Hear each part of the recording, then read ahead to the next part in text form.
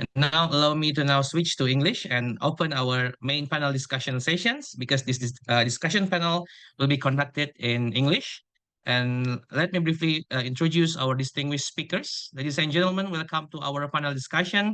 We are honored to have three distinguished speakers with us today. First one is Sister Alia Mia, the Senior Associate at Dino Standard. The second one, Mr. Ibrahim Khalilur Rahman, Senior Associate Head of IFG Progress and Lecturer at FEBUI. And Ibu Yosita Nurwildayanti, Director of Islamic Financial Services at KNAKS. And we truly appreciate their presence and contribution to this important dialogue. The first session, allow me to introduce our first speaker, Mrs. Alia Mia. She is a senior associate at Dinner Standard, where she leads the modest fashion sector and contributes across industries such as food, baking, and chemicals. At Dinner Standards, Alia delivers insight and true in-depth research to his specialization. Especially, we will know about her and her explanation towards the main ingredients of this report, which is the Global Islamic Economy Indicator. We are very honored to have her with us today. Thank you very much once again, Sister Alia. And 10 to 15 minutes will be allocated for your presentation times. And the screen is yours, Sister Alia. Okay. Thank you, Bapak Rizky. Assalamualaikum, selamat pagi to all the distinguished speakers, Sister Rahmadina, Brother Rizky. I'll just go ahead and share my screen.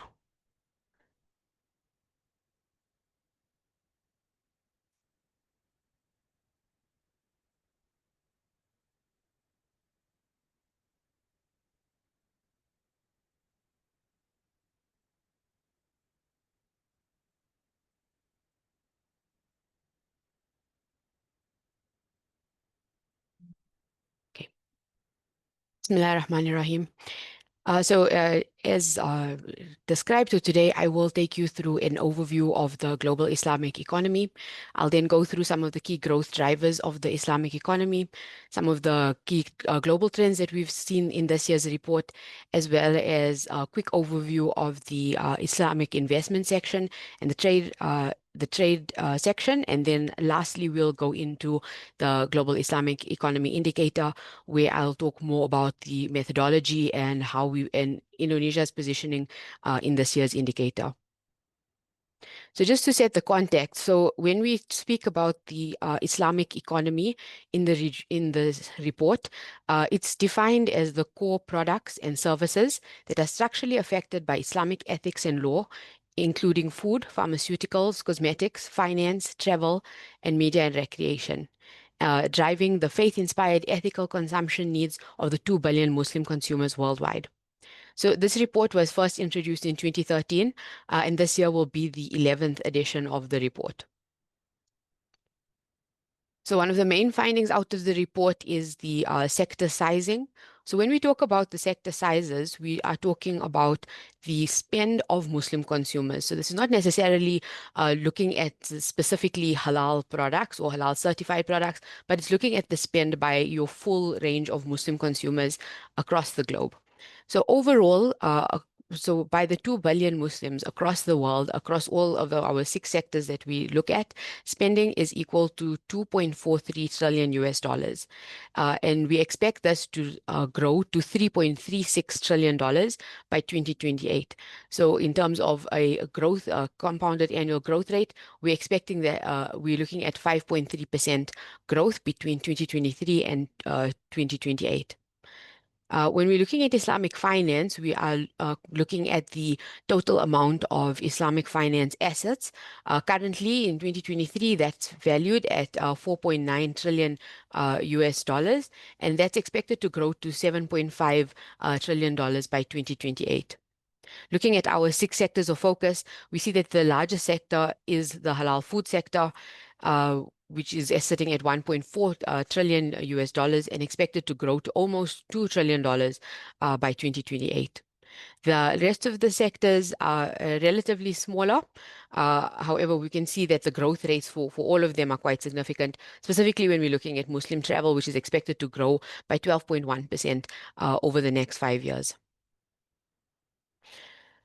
So these are the key drivers of the Islamic economy, and these show why we can expect this sustained growth well into the future.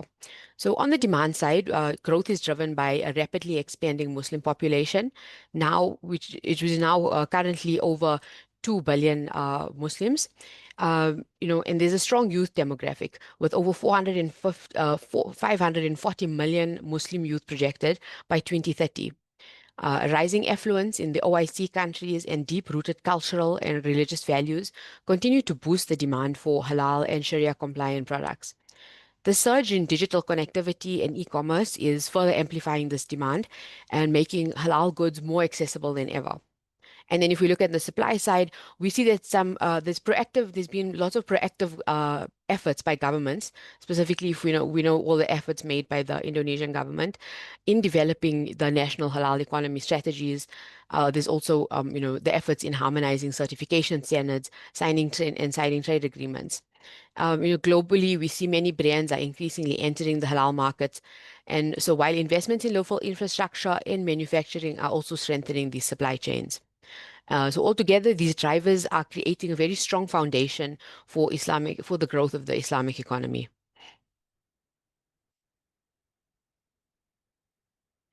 So in this section, I'll just highlight some of the main trends shaping the global halal economy. And this is based on the insights that we've got from this year's report.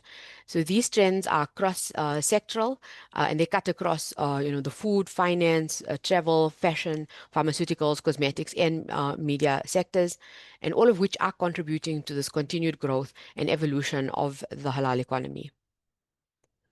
So firstly, if we have halal sector digitalization and AI integration.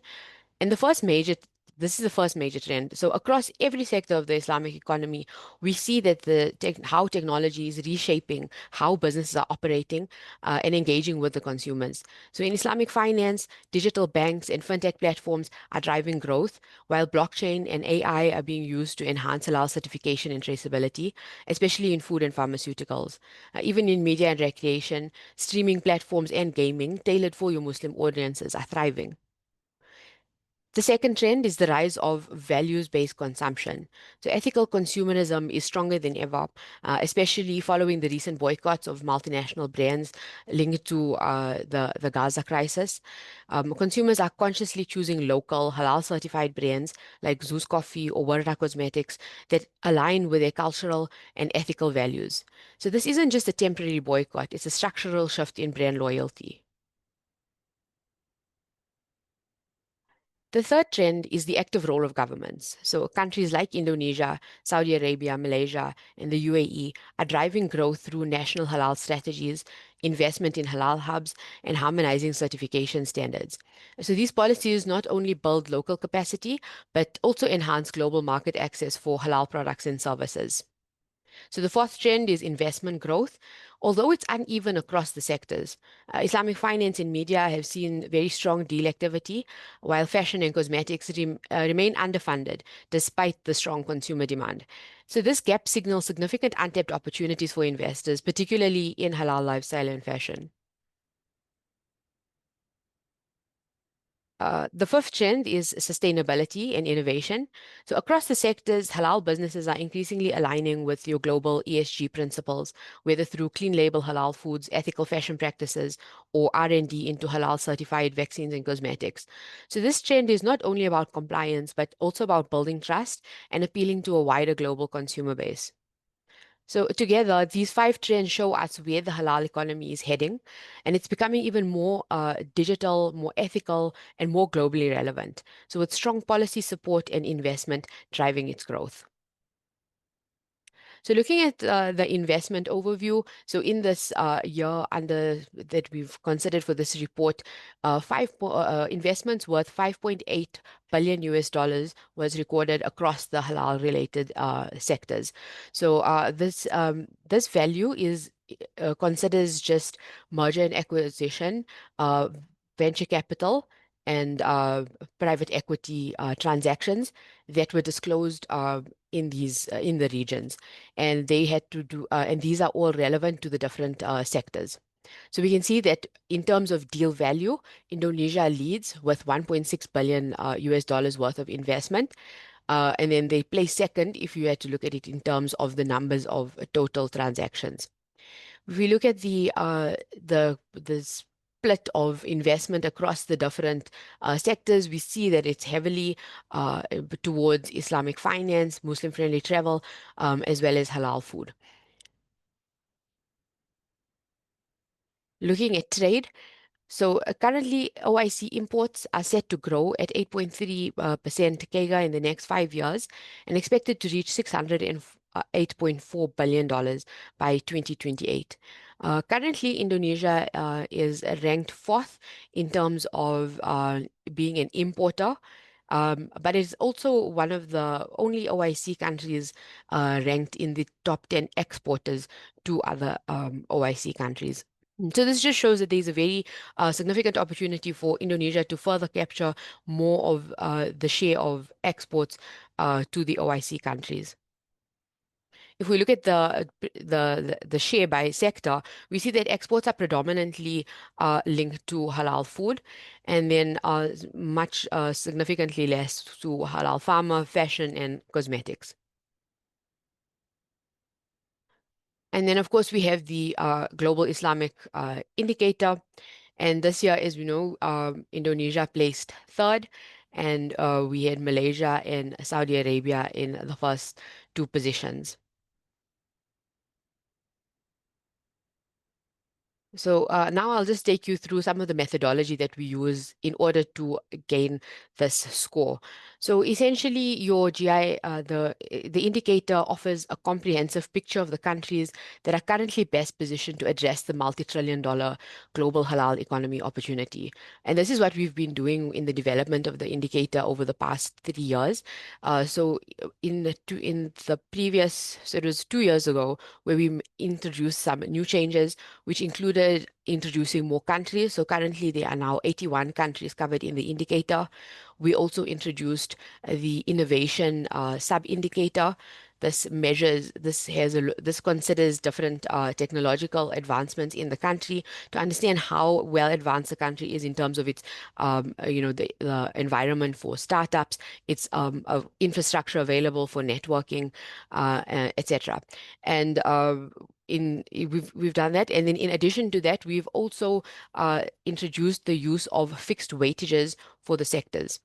So when deriving the score for each country, we look at each sector receives a weighted score.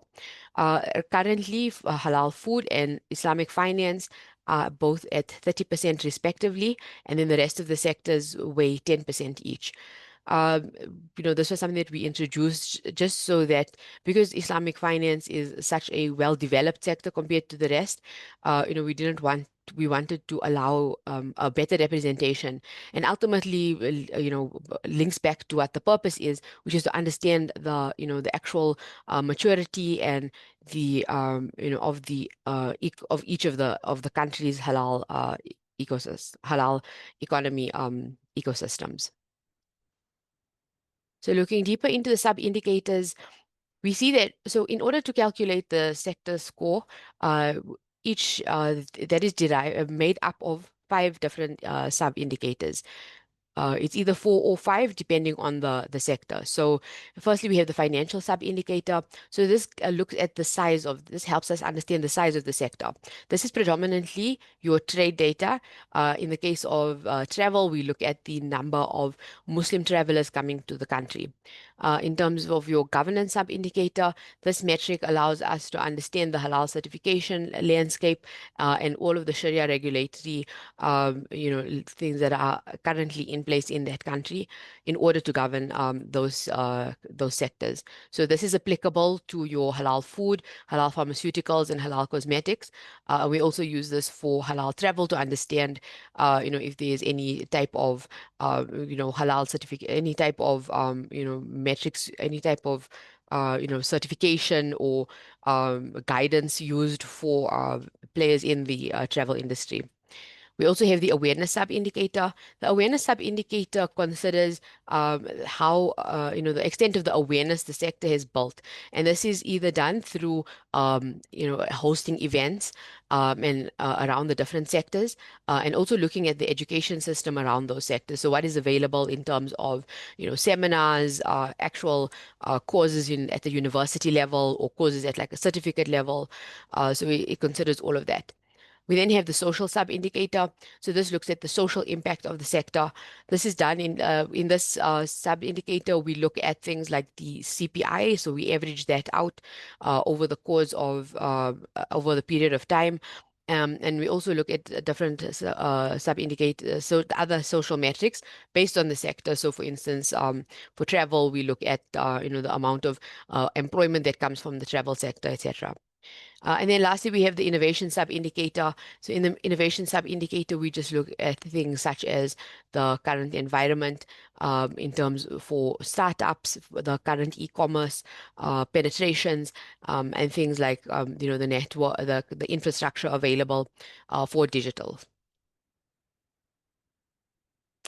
So when we look at the different scoring and how the calculations are actually done, we have the main things that are that come about through these formulae.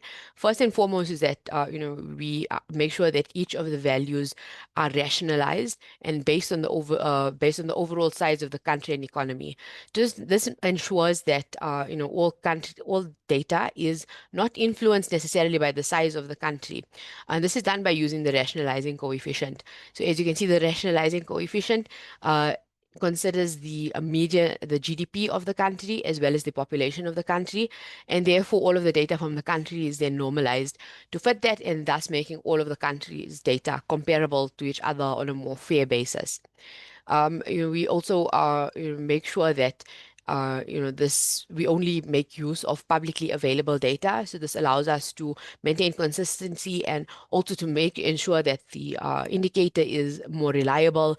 And we're getting to understand that it is a fair option for all countries to be able to compare against each other.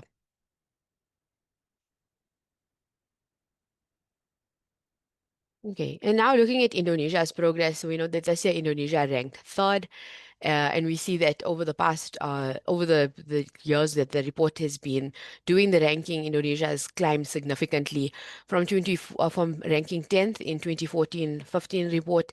Indonesia is now placed third for 2 years in a row, so that was last year and this year. And in this year's report, in the indicator, Indonesia ranked first in the modest fashion sector.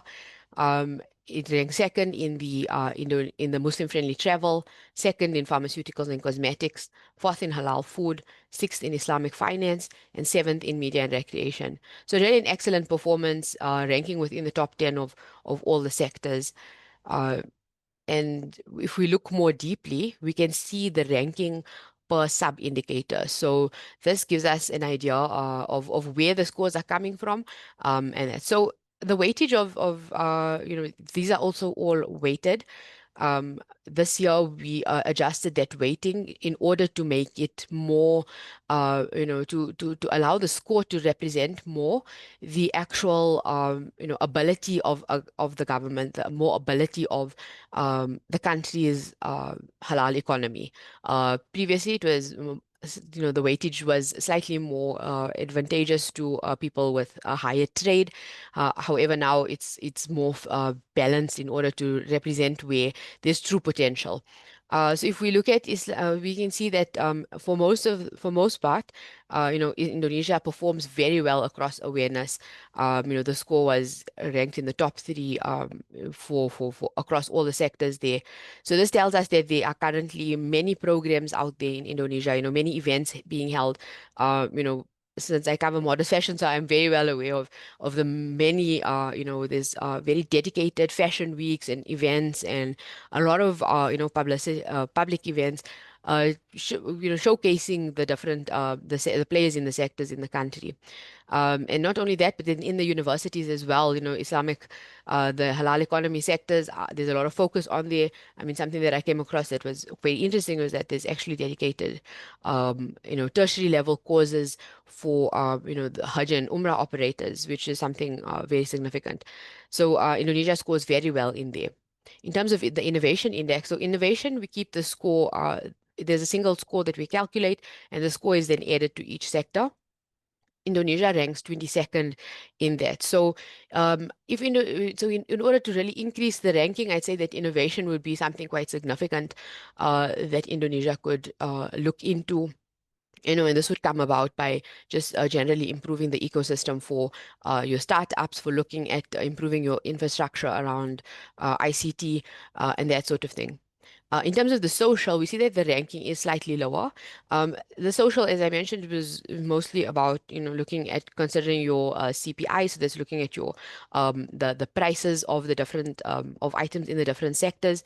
So generally, this would be if we looked at really increasing more domestic consumption, increasing domestic consumption by maybe finding ways to reduce the cost of the product. So that would be by maybe for looking incentives for the different sectors for local production. Also looking at perhaps more trade agreements for better tariffs and that sort of thing. So that would really influence that in a positive way. In terms of financial, so as I mentioned, that looks more at your trade. So we can see that this is looking at specifically at your exports of the different products to OIC countries. And we see that Indonesia ranks quite favorably in terms of halal food and also in modest fashion. However, the imports in terms of pharmaceuticals and cosmetics and also media and recreation there's a lot of room for improvement there. And then also in terms of Muslim-friendly travel, it ranks 21st, which is good, but this could be further improved by in attracting more Muslim visitors into the country. Okay, that's it from me. If you need to download the report, I'm sure most of you already have, but this is the QR link for that. Terima kasih banyak. Terima kasih banyak. Thank you very much, Sister Alia, for your insightful presentation. We are very delighted and very informed with all of the story behind how do you formulate and come up with the SGI report and your analysis as well. Thank you very much once again, Sister Alia. We will disseminate your PowerPoint as well to the public, inshallah, right? Now for the second speaker, actually we will be having Mr. Ibrahim Khalilur Rahman. But once again, we are very sorry that Mr. Ibrahim has already moved to the next agenda, which he has important agenda. So we are very sorry to not having him here, but no worries because he already sent the materials to us. Inshallah, we will disseminate the insight from him, inshallah. For the next agenda, for the next panel discussion, we will welcome our next speaker, Ibu Yosita Nurwirdayanti. Bu Yosita, are you with us? Assalamualaikum, Mas Rizky. Halo, apakah suara saya terdengar? Oke, Oke. terdengar Bu. Siap. Oke. Thank you very much, Ibu Yosita.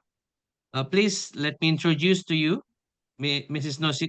Yosita Nurwirdayanti. She is a seasoned professional in Islamic finance with over 15 years of experience. Currently, she serves as the Director of Islamic Financial Services at KNAKS. And previously, she was the Deputy Director of Islamic Financial Product Innovation at KNKS, where she contributed significantly to various Sharia finance initiatives. And we are pleased to have you with us, Ibu Yosita, and 15 minutes as well allocated for your presentation. And the screen is yours, Ibu Yosita, please. Baik, thank you, Brother Rizky. Assalamualaikum warahmatullahi wabarakatuh. Waalaikumsalam. Morning. It's a pleasure to be here with all of you.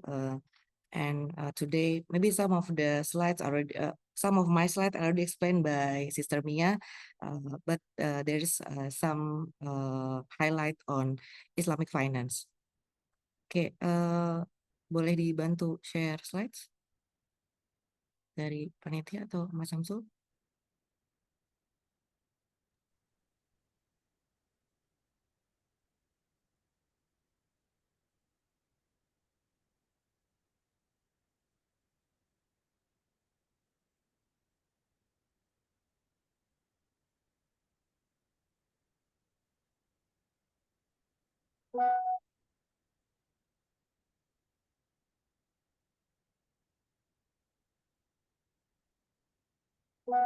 Ya, baik. Thank you.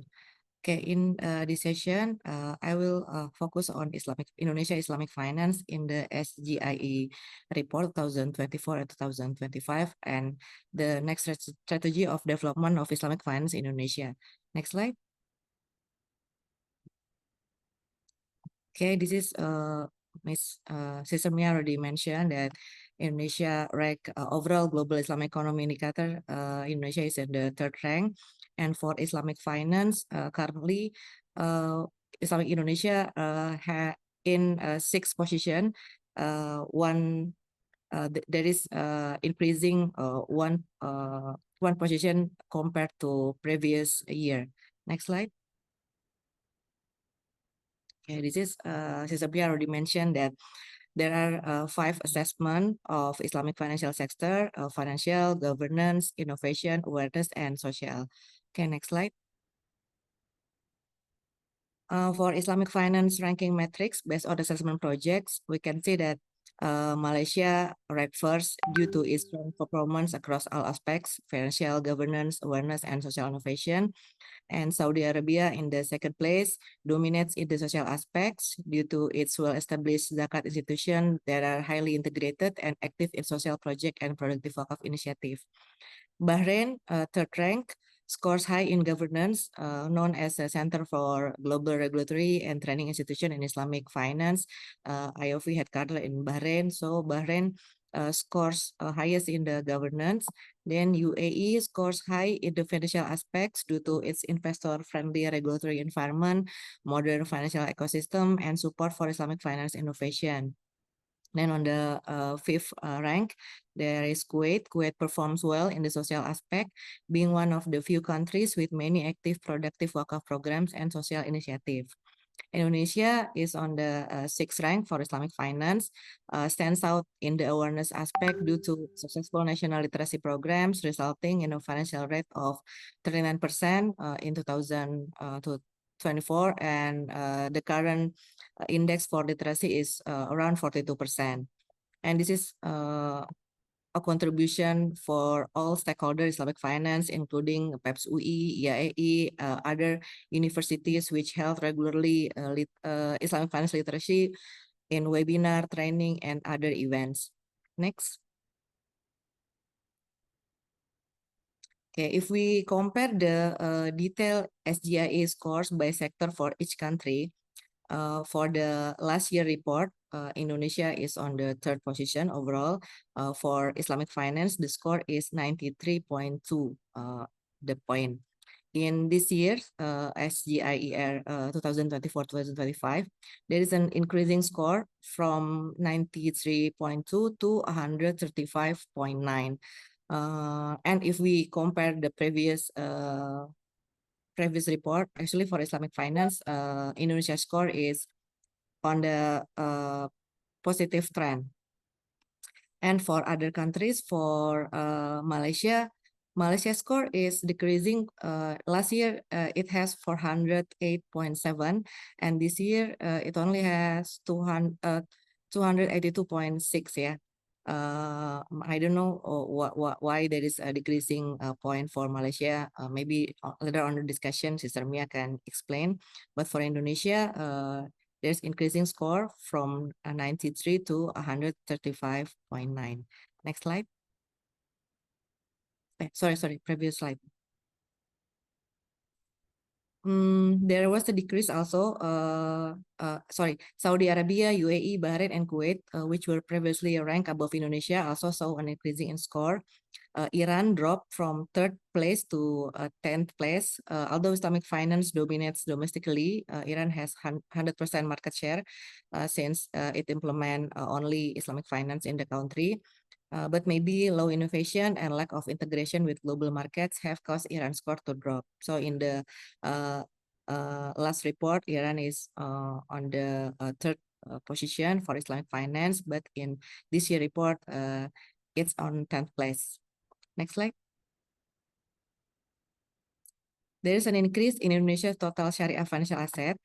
Indonesia total Islamic financial asset increased from 169 billion USD to 162 billion USD compared to last report.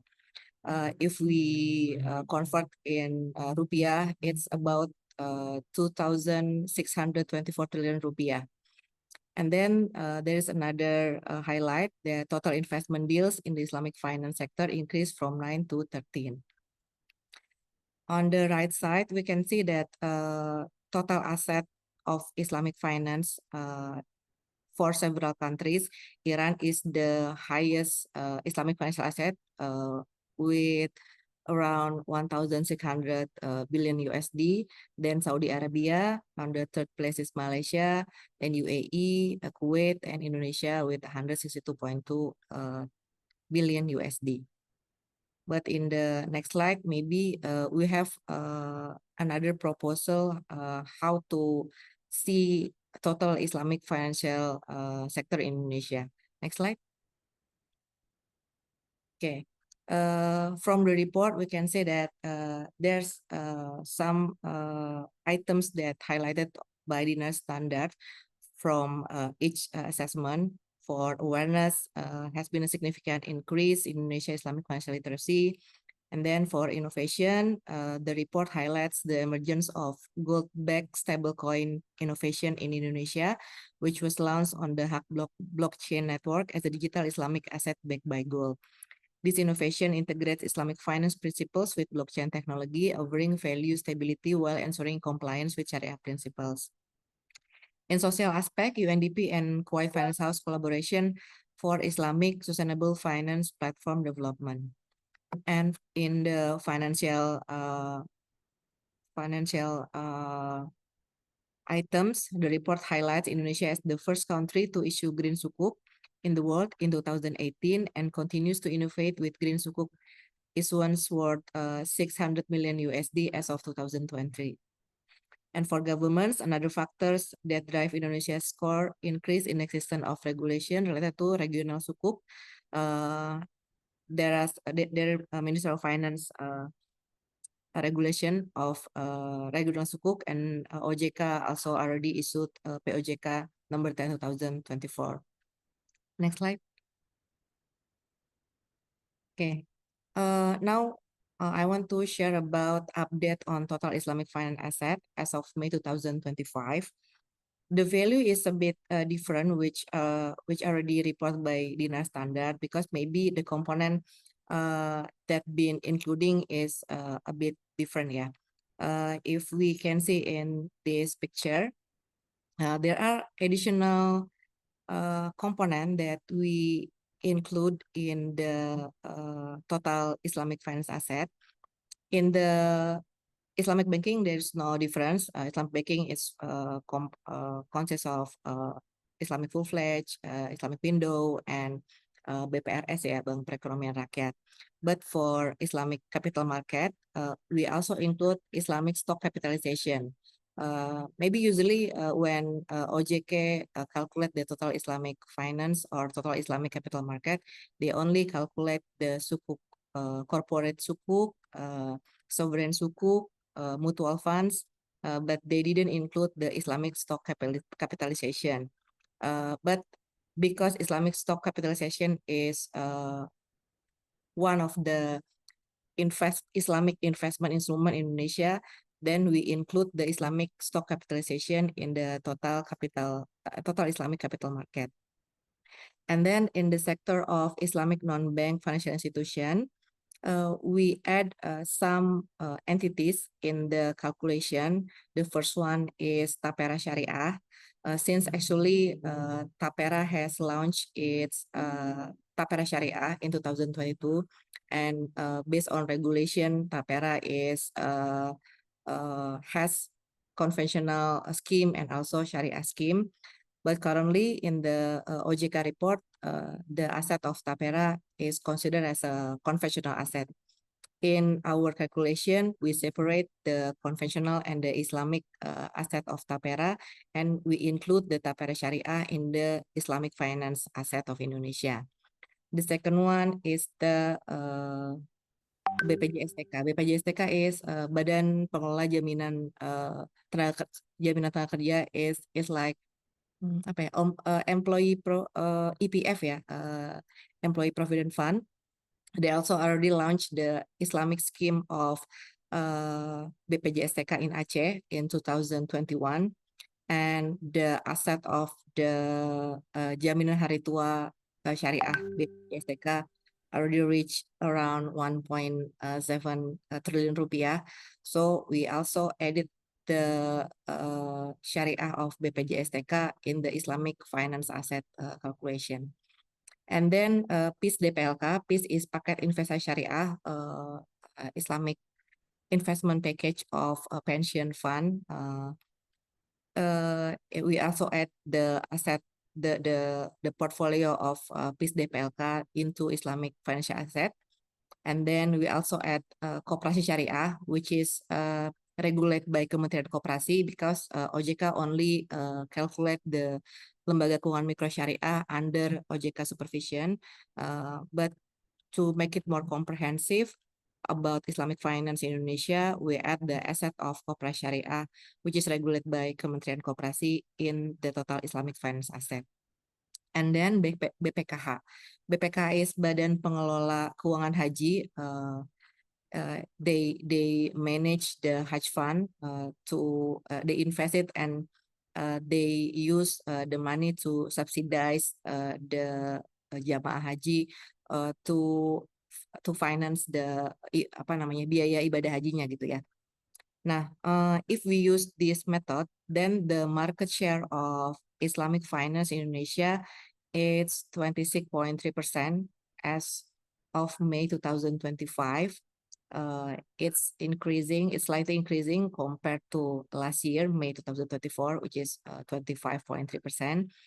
So the total Islamic finance asset as of May with this methodology is reached 628.9 billion USD, or around 10,300 trillion rupiah, growing 8.9% year on year. This growth is higher compared to national financial growth of 5.1%. The highest growth is in the Islamic NBFI sector, which grew by 9.5% year on year. The Islamic banking sector grew by 6.6%, and the Islamic capital market grew by 9.2%. Okay, next slide. This is the reasoning why we adjust the calculation of total Islamic financial asset. As we all know, Indonesia has Islamic stocks, or we call it Daftar Efek Syariah, which every semester the OJK release the list of Daftar Efek Syariah. And by the end of December 2024, there are 679 emiten or 679 shares which is categorized as Islamic, and it's based on the fatwa from National Sharia Council, and it's validated by the OJK or FSA, which is released every semester. That's why we think that we should include the Islamic capitalization stock into the Islamic finance total Islamic financial asset ya.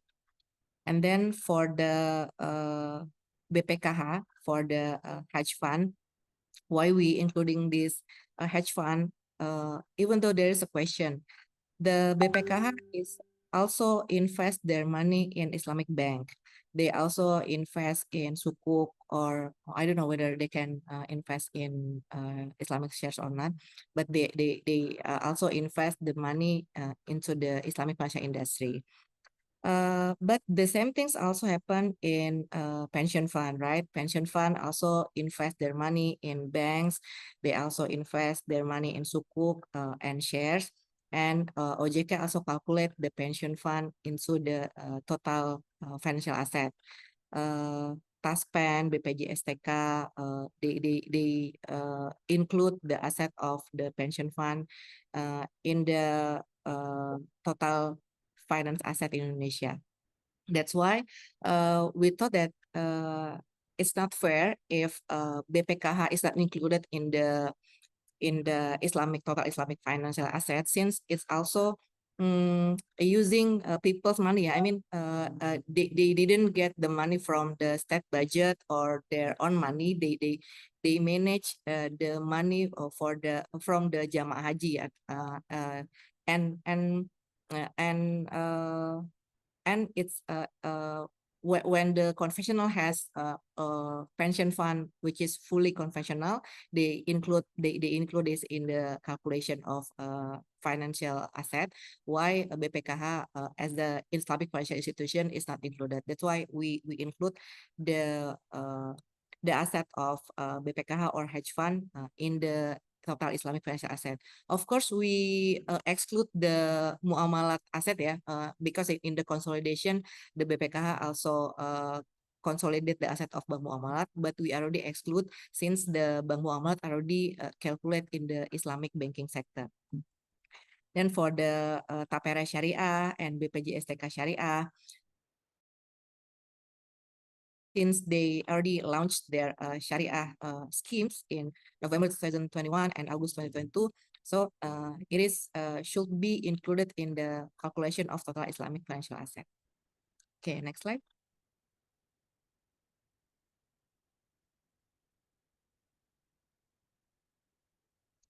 Yeah, and in this webinar, we also want to inform that we already launched the study on strengthening the Indonesia Islamic financial sector. The detail of the calculation of total Islamic finance is there. If you want to read more detail, you can access through this link. It's published in KNIKS website. Basically, the study examined the development, challenge, and projection of the Islamic finance sector in Indonesia, which has constantly shown positive growth. And the main focus of the study included Islamic banking, Islamic capital market, and non-bank Islamic financial institution. Okay, next slide.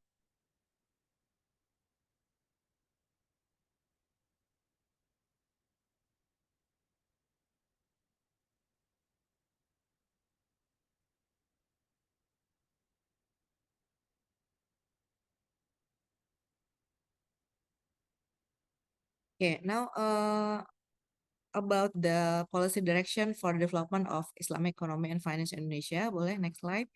Currently, we are preparing master plan economy and finance Indonesia 2025-2029, which is basically it's a turunan dari Islamic economy and finance in RPJPN 2025, RPJPN apa ya?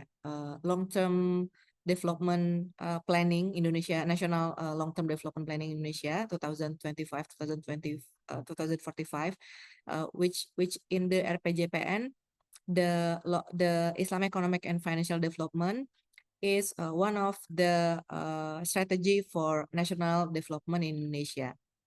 There are some effort that is mentioned in the document. The first one is improving the position of Indonesia Islamic finance globally. Second one, enhancing the role of Islamic social finance in addressing poverty alleviation and reducing social and economic disparities. The third one, strengthening the halal industry ecosystem, particularly in food and beverage, fashion, medicine and pharmacy, tourism, and the creative economy. And the fourth one, enhancing regulations and institutions related to Islamic economy and finance, as well as strengthening infrastructure for Islamic economic and financial system. From the RPJPN, the government also issued the RPJMN, medium-term national planning 2025-2029. Next slide. And in that document, Islam economic is one of the program, the priority program in the national priority 2. The target is strengthening the role of Islamic economy and finance, to increase economic productivity. The indicator is the ratio of Islamic GDP in percentage, which is in 2022 is 45.66%, and the target in 2029 to become 52.45 to 55% compared to GDP. There are 5 priority activities to support the Islamic economy program. Halal industry and halal SMEs, halal export and international Islamic economic corporation, and then halal ecosystem, and Islamic finance in the priority activities number 4. Then Islamic social funds. Okay, next slide. And this is the framework of strengthening Islamic finance to support the foundation of Islamic economic transformation. Islamic finance industry has a lot of function: fundraising, financing, investment, protection, and also other financial services, which help to develop the Islamic economic ecosystem from MSMEs, industry, infrastructure, education, health, agriculture, Hajj, and Umrah, also social, which will help to encourage the economic growth and encouraging the economic equity. Next slide.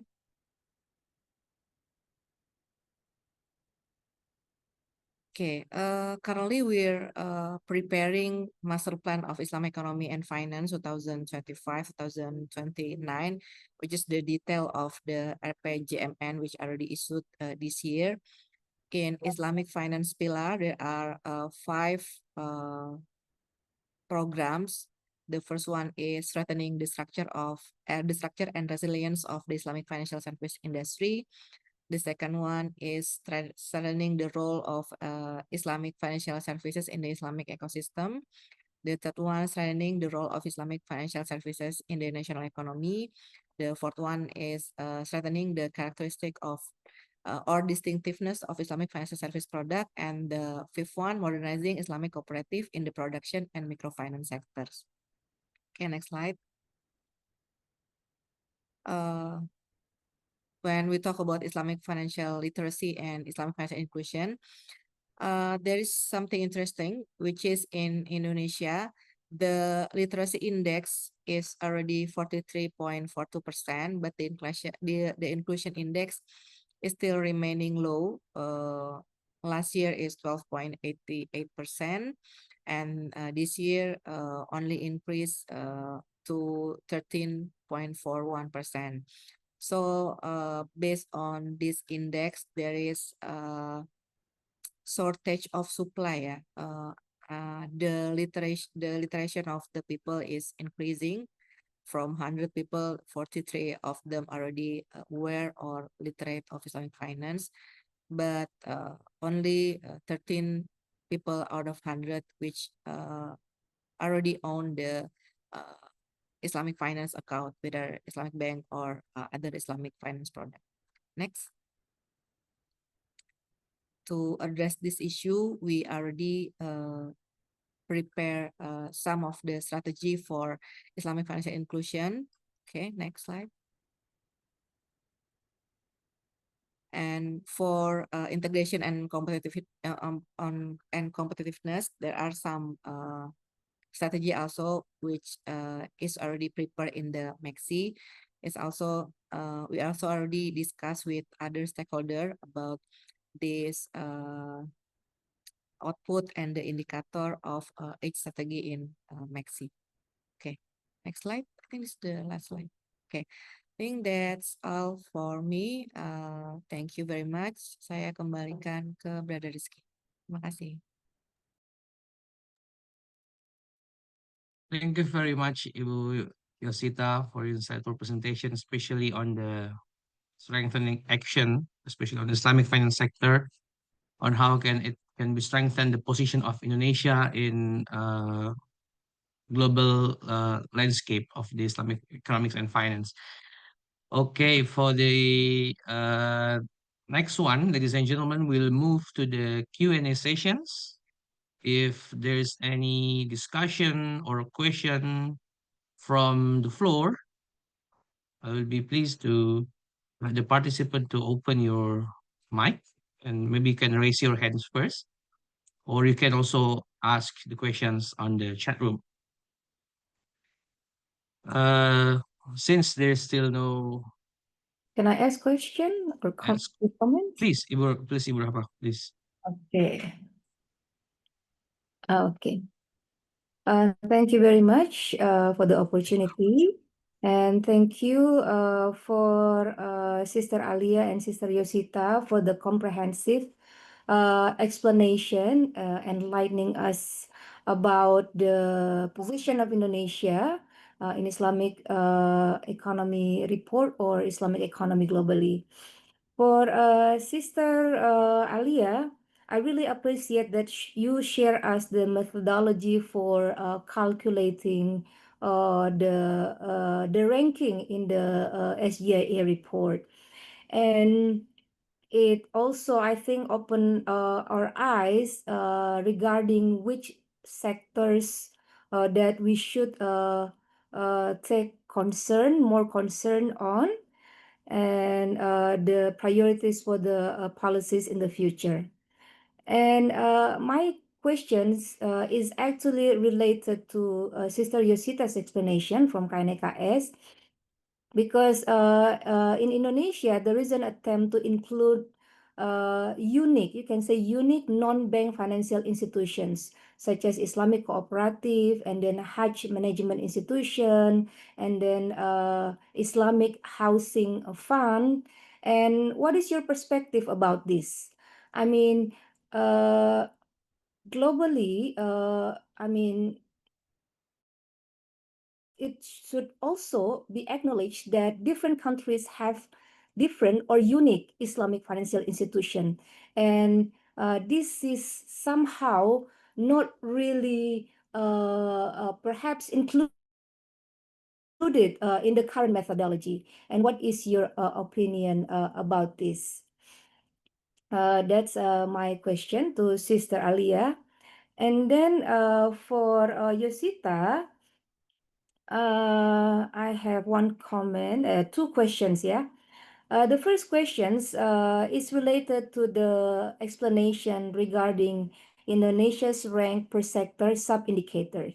And I was a bit surprised that Indonesia is categorized as low in social and also in innovation. My general observation is that a lot of Islamic economics and finance activities have high impact. Many people consider it as the S part in ESG. So why do you think it happens? I mean, according to the global ranking, Indonesia is low in the social sub-indicators. Could it be because of low documentation of the social impact of Islamic economics and finance activities, or maybe other issues? Perhaps you can explain about that. And also innovation. I think many Indonesian think that Indonesian people are in a way innovative, yeah, in different way, yeah. I mean, including in Islamic economics and finance, but the ranking is still low, and it should be of attention of the policymakers. And the second question is related to the high gap between literacy and inclusion rate in Indonesia. I think this is need to be well researched. You say the possibility of lack of supply, but could it be also the problem of access? The demand is there, the supply is there, but the intermediary process, the access is somewhat limited, or maybe other reasons. Perhaps if you have some explanation about that, you can explain to us. Anyway, thank you again, Sister Alia and Sister Yosita, for the explanations. Thank you. And I return to Brother Rizky. Sister Alia or Ibu Yosita, are you willing to compile all of the questions first, or you want to answer it one by one? Can I answer one by one? Okay, please. Sister. Okay, thanks. Thank you, Ibu Rahmatina. So just in answer to your question, so with our data, just in order to keep it consistent, we source all our data from a single source. So for Islamic finance, we partner with LSEG, and we source our data from them. And I agree, we should actually be, allowing for these unique types of Islamic finance to be included, because, I mean, it is a valid thing that, especially like in Indonesia, making these efforts to expand the Islamic assets through programs like this is definitely something that we should consider. So yeah, I know going forward, we'll be in discussion with them to perhaps start including such initiatives, because I think it would be a bit more of a fair description, a fair way to to include it. But yes, we'll have to discuss that with our partner. Thank you, Sister Alia. Thank you very much, Sister Alia. Next, Ibu Yosita, would you Yeah. want to respond to Ibu Rama first, please? Okay, thank you, Rizky. Thank you, Bu Rahma, for the question. Maybe for the first question about why Indonesia has a low score in social and innovation. Yeah, for the social score, actually, in KNKS we have a research division. Yeah, they actually have the detailed data of the SGIE report. We bought it from Dinas Standard. The social finance of Indonesia is there. I mean, it's already considered by Dinas Standard, but maybe based on our analysis, maybe the size, the number is low compared to Middle East. Like maybe in Saudi or in Kuwait, in UAE, the number of ZSWAF is more. The nominal is higher compared to in Indonesia. That's maybe one of the reason. And the second one, maybe the availability of published document in English, because Dinas Standard can only use the data which is published, and of course maybe in English. Yeah, that maybe we need to have more documentation which can be accessed, published, that can add the score for the social score. Yeah. And for innovation, I don't know about this one. We haven't researched lebih dalam ya tentang why the innovation in Indonesia, the score is still low. Maybe the sources is not quite there yet, or maybe like actually we already won the ISDB prize, right, for the Cewek Wakaf Link Sukuk and for Wakaf Produktif. I don't know whether it's already recognized by Dinas Standard, but maybe one of the reason that the innovation in Indonesia is still get a low score. We didn't have much documentation about our innovation in English. Yeah. Kemudian for the second question about high gap between literacy and inclusion. Yeah. Maybe the one, I think I agree with Bu Rahma. Yeah, the access also be a problem. Yeah, maybe the supply is there, but and the demand is there, but there isn't the intermediary. Currently OJK Institute is doing research about this, about Islamic financial inclusion. Yeah, but they're more specific to Islamic banking. This year, maybe we can see how will be the result, why the inclusion is remain low when the literacy index is increasing. Yeah, maybe maybe the supply is there, but then maybe the pricing of the product is not competitive, or maybe they know about Islamic finance, but when they know they don't want to use, there's we still need to do research. What is the reason they know but they didn't use the Islamic finance product? Okay, thank you, Bu Yosita. Okay. Thank you very much, Sister Alia and Bu Yosita, for the first question. For the next one, I will move up first to the chat room. There's one question there from Brother Kafi. I would like to read the question from him first. Kafi from Muslim 101, Indonesian marketplace focus on Umrah and halal lifestyle that support the digitalizations of the halal industry ecosystem. And he came across the SEI report, which highlighted the Malaysia's initiative in establishing the Digital Tourism Innovation Lab to support the digital transformation of its tourism sector. The question is, what are the plans for developing a Muslim-friendly tourism ecosystem in Indonesia, particularly in supporting digitalization efforts and empowering industry players in the sector to grow? Maybe I would uh, pass this question to Ibu Yosita from the NKS to respond to this question, please. Ibu. Okay, thank you for the question, but unfortunately, my focus is Islamic finance, so maybe I will ask my colleagues first about this. Later, I will answer the question for the Muslim friendly tourism. Okay, fine, please. Okay. Thank you very much, Ibu Yosita. For the next one, I will move to the Pak Oscar Zaki that already raised hand. Please, Pak Oscar, deliver a question. Your mic is still muted, Oscar, I think. Sorry. Thank you. Assalamualaikum warahmatullahi wabarakatuh. My name is Waalaikumsalam. Oscar Zaki. I live in the USA, and it's an envy for us to see the growth of Islamic finance in Indonesia. So the question to the panelists are, how can Muslims in USA, especially Indonesian diaspora across the world, can get involved in the growth of the Islamic finance or market? Thank you. Thank you very much, Pak Oscar. Maybe Ibu Yosita can respond to Pak Oscar. Ya, baik. Terima kasih pertanyaan untuk Pak Oscar ya. How others in other country gitu ya to help to increase the Islamic economy in Indonesia. Maybe in terms of kalau untuk yang industri halal gitu ya, maybe the diaspora Indonesia tuh bisa bantu untuk buka akses pasar ke sana gitu ya Pak Oscar.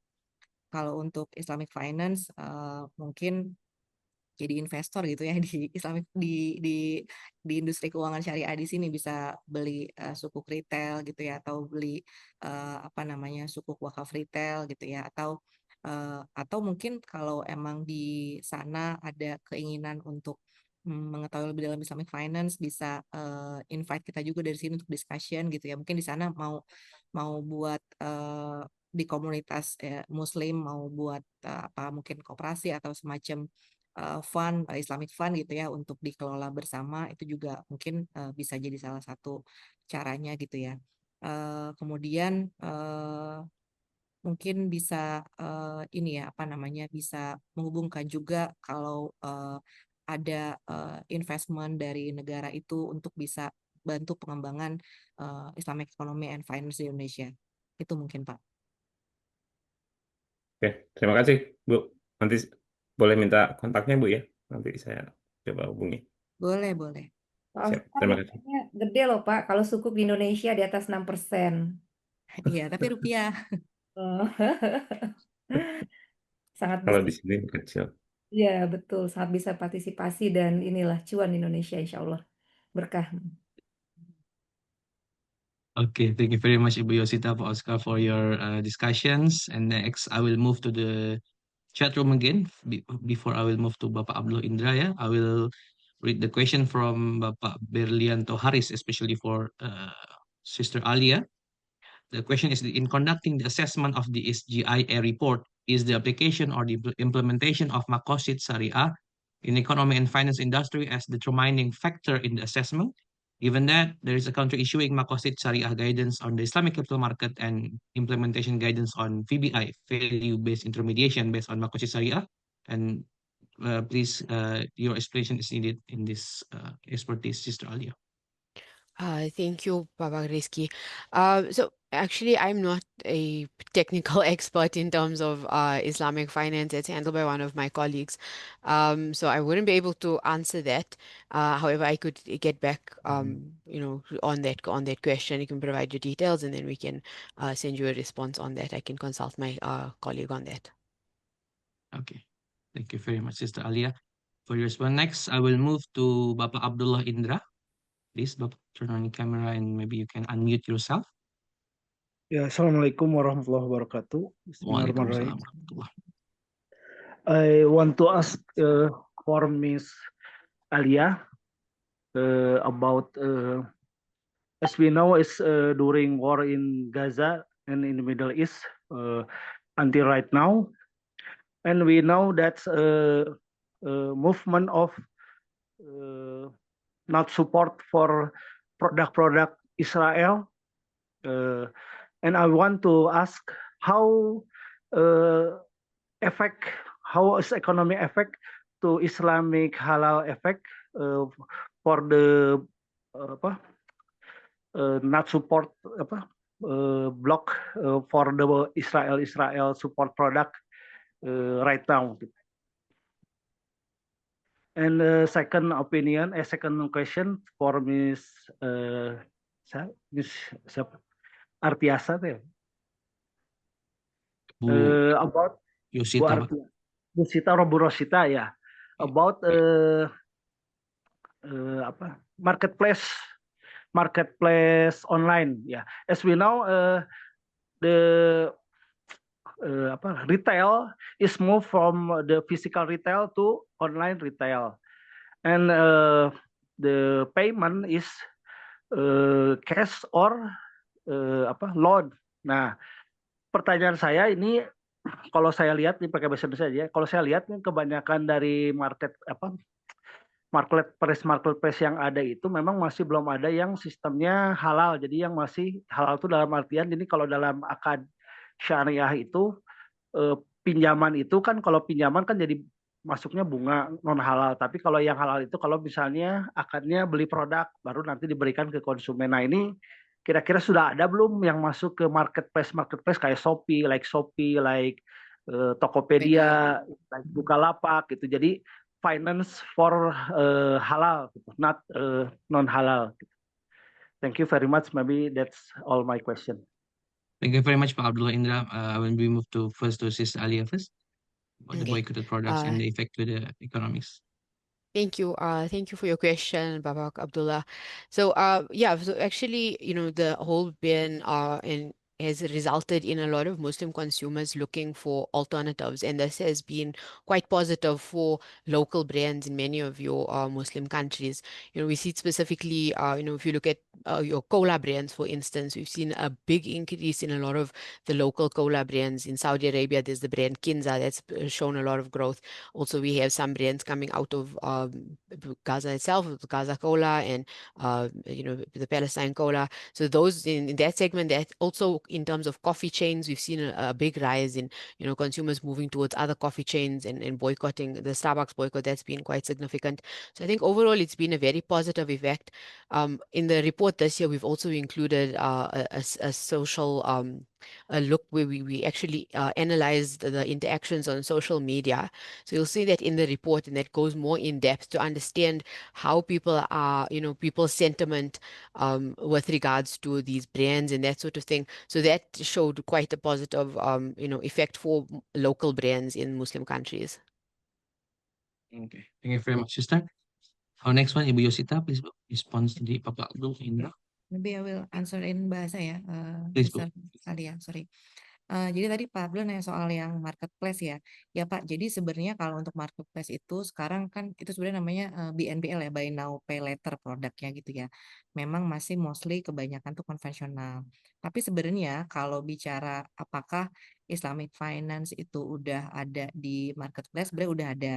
Pertama mungkin kalau yang dari sisi payment udah ada ya, maksudnya kita kalau kita mau bayar pakai bank gitu ya, ada beberapa bank syariah yang sudah masuk sistem tersebut. Kemudian kalau bicara mau pakai kredit, itu pun bisa juga. Jadi memang kan bank syariah sudah ada 2 bank syariah yang punya produk kartu pembiayaan atau kartu kredit. Nah itu bisa dipakai tuh. Saya juga sering itu. Artinya kalau di Shopee ataupun di Tokopedia itu bisa dipakai untuk jadi salah satu source of payment ya untuk Traveloka juga, Shopee, Tokopedia dan beberapa marketplace lain tuh kita bisa masukin kartunya sebagai one of source of payment dan itu bisa gitu ya. Nah, memang mungkin dari kita sih belum ada program spesifik ya Pak. Artinya kita belum mendekati secara intens untuk Shopee atau Tokopedia untuk bisa punya mungkin Shopee Paylater Syariah gitu ya atau apa yang Paylater Syariah juga itu kita memang belum ada program ke sana.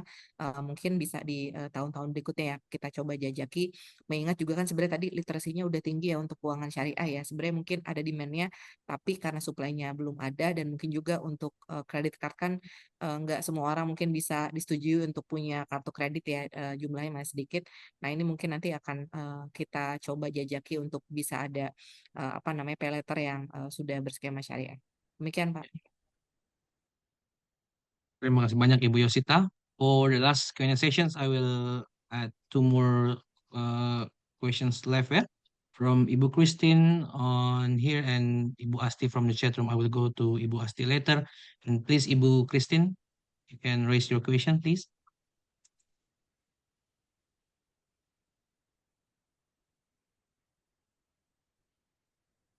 Ibu Christine, we still cannot hear from you.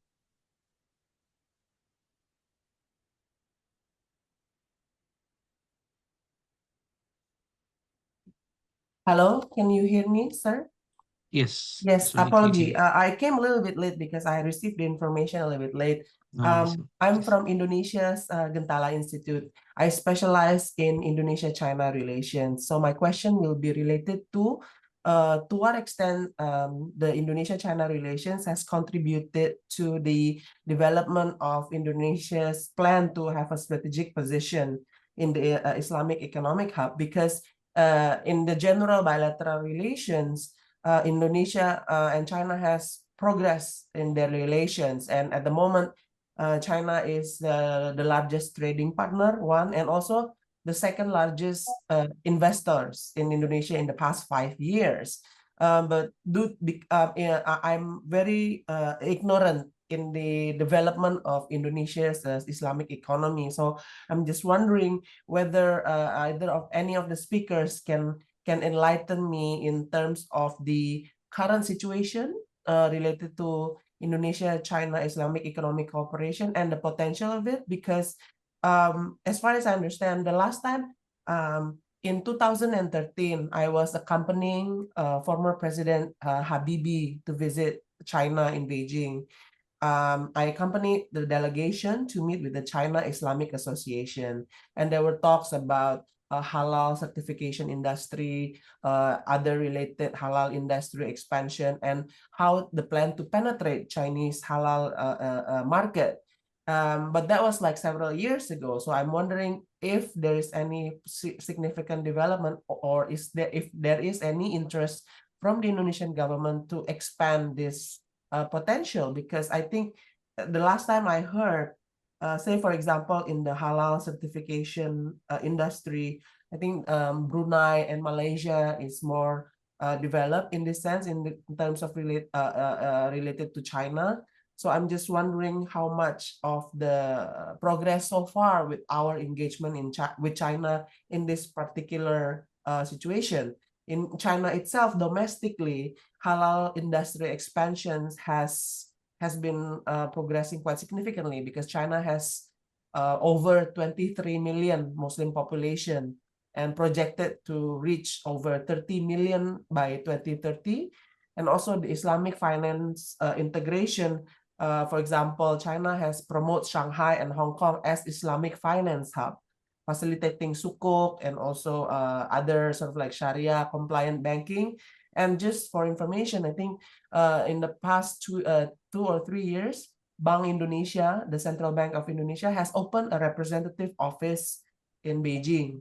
And Gentala Institute has been working quite closely with Bank Indonesia in a lot of different aspects, except for Islamic economy cooperation. So I would very much like to support the development of Islamic economy in Indonesia with regard in context with the relations with China. So I hope the speakers can enlighten me and how the development have been so far. Thank you very much.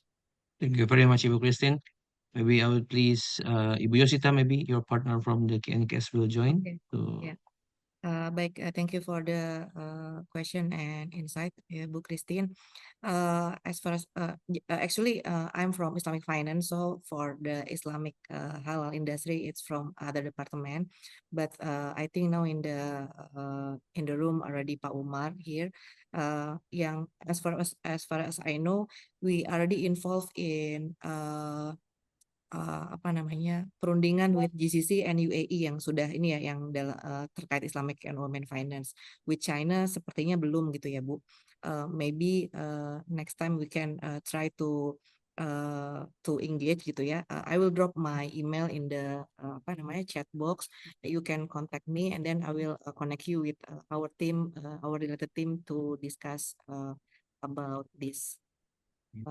Itu mungkin Pak. Nah, kemudian tadi ada pertanyaan soal pariwisata ramah Muslim ya. Di sini sudah Yes. hadir Pak Umar. Mungkin Pak Umar bisa bantu jawab. Ada pertanyaan tadi, mungkin boleh diulang Pak pertanyaannya untuk Pak Umar. Terkait sebentar Ibu. Mohon maaf. What are the plans for developing a Muslim-friendly tourism ecosystem in Indonesia, particularly in supporting digitalization efforts and empowering industry players in this sector to grow? Bu Yosita, maybe Ya. Umar already Silakan here. Pak Umar. Pak Umar ini Deputy Director of Halal Value Chain ya dari Direktorat Industri Produk Halal. Okay, thank you very much, Bu Yosita. Sorry, I cannot open my camera. Okay, to help answering Bu Yosita for the halal, we call it not halal tourism, but Muslim-friendly tourism, because there's a different perspective on the term, with regard to halal tourism or Muslim-friendly tourism. But the one that we adopt the term is Muslim-friendly tourism. So basically, at least there are 4 strategies that we are doing at the moment to increase or to improve the Muslim-friendly tourism ecosystem. First, the most important thing is about the access to the Muslim-friendly destination by what you call improving the physical infrastructure in terms of transportation, access to the destination, and also ease the visa from especially from the European countries, because at the moment the direct flight from the from the European countries is only one country, which is from the Netherlands. There's only direct flight from Europe. So that's why in certain cases, some of the tourists, they will transit first in, let's say, from in Malaysia, in Thailand, and then after that, they go down to the Jakarta or Bali or other places in Indonesia. That's the first. The second one is in terms of communication. This is with regard to the promotion. So at this moment, we are also consolidating some of the initiative or programs, especially from our foreign ministry, from foreign ministry. So they become the ambassador of Muslim-friendly destination to promote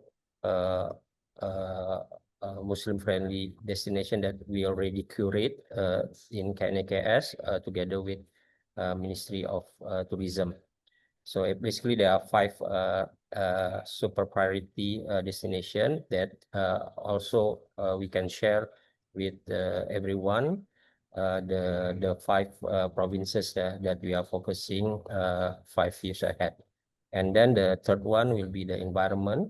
This is one of the critical point also that we are focusing in terms of safety in the destination, the sustainability, the accessibility, as well as the inbound tourism, not only from domestic but also from overseas. And then lastly is the services.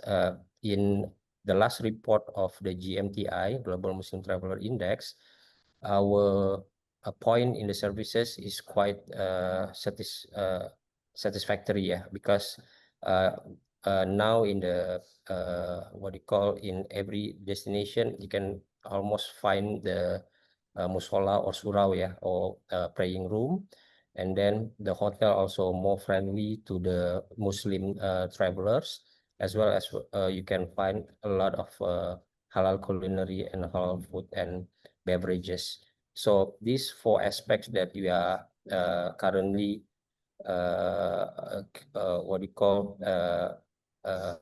try to improve, yeah, for sure, with the synergy with the regulators as well as the association and all the stakeholders in the Muslim friendly ecosystem. I think hopefully that's answering the question. And then another thing is, yeah, since it is related to the digital, actually we also get the OTA or online traveler agency. Like in Indonesia, we have Traveloka, we have other platform, yeah, to be also involved in this ecosystem, so they can not only promoting but also give what you call a customer journey in order for the tourists reserve the accommodation or transportation into the Muslim friendly destination. So that's our strategy at the moment. So hopefully it answered the question. Thank you. Thank you very much, Pak Umar, for your insights. Well, that can enrich our discussion. I will move to the last question of this session from Ibu Asti on the chat room, in Islamic Banker. She would like to ask Sister Alia, and how can Indonesia position itself as a prime destination for UAE, Malaysia, and GCC investors to expand their halal economy portfolios? This Sister Alia can respond to this question. Okay. Thank you, Ibu Asti, for your question.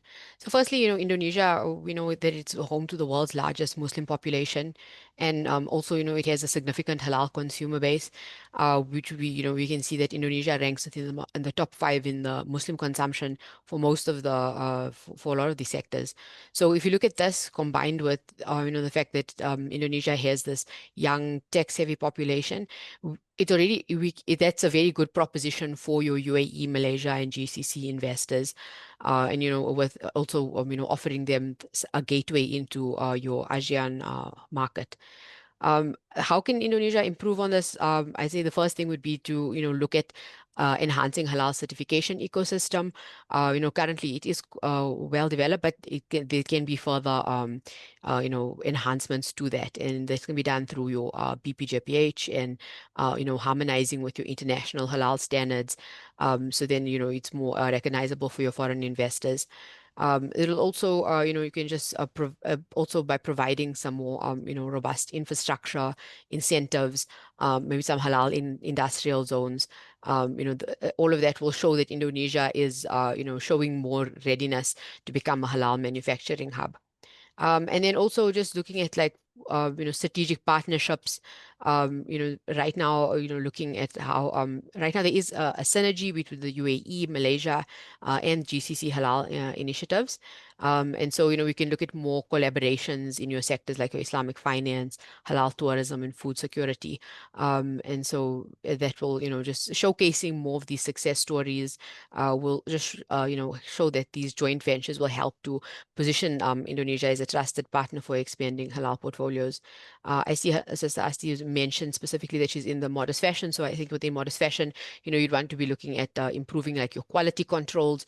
Right now, modest fashion is very well promoted. I know there's a lot of opportunities for Indonesian businesses to be showcased globally, but I think quality is something that you can show that you providing this quality product. There's high quality standards as well. This will be something much more lucrative for your investors. Thank you very much, Sister Alia, for your response. And by that response, Alhamdulillah, Rabbil Alamin, we have now reached the end of the Q&A session, as well the main panel discussion session for today. I would like to appreciate the speakers, Sister Alia, Mia, Ibu Yosita, Pak Ibrahim, and also Pak Umar as well, that joined us for the discussion session. And on behalf of PABS and FEBUI, we appreciate your participation for all this the discussion in this Q&A session and hope to see you again in our next agenda. Bapak Ibu hadirin sekalian, sebelum acara ini berakhir, saya ingin menyampaikan informasi penting kepada seluruh peserta bahwa e-certificate dan bahan materi dari paparan narasumber tadi insya Allah akan kami kirimkan melalui email bagi Bapak Ibu yang telah mengisi link form kehadiran serta evaluasi yang sudah kami kirimkan di chat room. Monggo dicek Bapak Ibu sekalian, dan juga monggo bagi Bapak Ibu yang ingin connect bersama gitu ya terkait Islamic Economics and Business Network WA Group, serta Bapak Ibu yang ingin update dengan kegiatan di PABS FEBUI melalui grup WA PABS Learning Hub, mohon mengikuti tautan link yang sudah kami berikan di chatroom untuk kita bisa kedepannya terus berkoneksi dalam membangun ekonomi dan keuangan syariah di Indonesia. Baik, tak terasa kita sudah tiba di penghujung acara. Terima kasih sekali lagi saya ucapkan kepada para narasumber, kepada tamu undangan, serta hadirin sekalian dari peserta webinar yang berbahagia ini. Saya juga ucapkan terima kasih kepada seluruh pihak yang terlibat dalam acara ini. Mewakili segenap panitia yang bertugas, saya Rizky memohon maaf apabila terdapat kekurangan selama acara berlangsung. Izinkan saya menutup acara ini dengan sebuah pantun, karena tadi sudah dibuka dengan Bu Rahma oleh pantun juga. Maka izinkan saya menutup dengan sebuah pantun. Beli ikan di tanah merah, beli jamu di toko obat. Majukan energi ekonomi syariah menuju Indonesia emas bermaslahat. Burung irian, burung cendrawasih, cukup sekian dan terima kasih. Sampai berjumpa lagi di lain kesempatan insya Allah. Salam sehat dan semangat. Subhanakallahumma wa bihamdika asyhadu an la ilaha illa anta astaghfiruka wa atubu ilaik. Billahi taufik wal hidayah. Wallahul muwafiq ila aqwamit thoriq. Assalamualaikum warahmatullahi wabarakatuh. Wah, Waalaikumsalam.